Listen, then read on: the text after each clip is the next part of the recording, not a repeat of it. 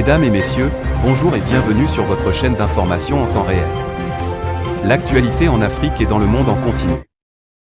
Vous informer est notre mission alors, si vous êtes nouveau, abonnez-vous et activez aussi la cloche de notification pour ne plus rien manquer. Cela étant fait, c'est parti. Bien les amis, avant de commencer, nous tenons à vous rappeler que toutes les images que nous utilisons dans nos différents épisodes d'information sont à titre illustratoire. Alors nous vous implorons de rester polis et courtois au niveau de vos commentaires, sous peine de ne pas les voir supprimés. Merci et bon visionnage. Eh bien les amis, nous venons ici par la présente note vous faire part de cette guerre en Casamance où les rebelles de la région de Diakaye acceptent de déposer les armes, qui est d'ailleurs une bonne nouvelle. Le Diakaye, base rebelle du mouvement des forces démocratiques de la Casamance, situé dans la zone des Palmiers, département de Bignona, a accepté de déposer ses armes. Ce, suite à un accord survenu ce week-end avec l'État du Sénégal. Alors nous tenons d'abord à rappeler que l'État du Sénégal a pris l'initiative d'accompagner tous ces jeunes qui, dans de mauvaise foi, ont pris des armes pour se battre contre l'État.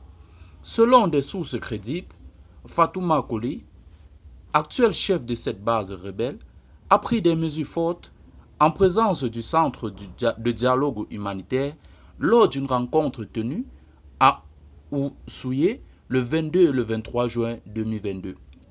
En effet, dans cet accord de paix, il a été décidé de la mise en place d'un comité de veille chargé d'accompagner les combattants du MFDC au dépôt des armes.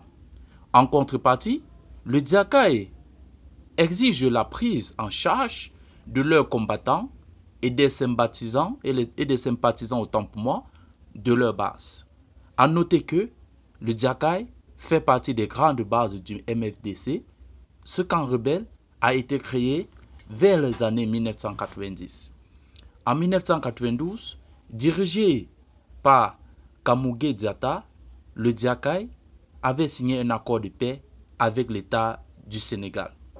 Eh bien les amis, comme vous pouvez le constater, nombreux de ces jeunes qui, dans la plupart, ont pris des armes pour rejoindre Salif Sadio, se sont réjouis du fait que l'État a tendu cette main levée pour les accompagner à mieux s'insérer dans la vie sociale et à revenir comme des enfants du Sénégal.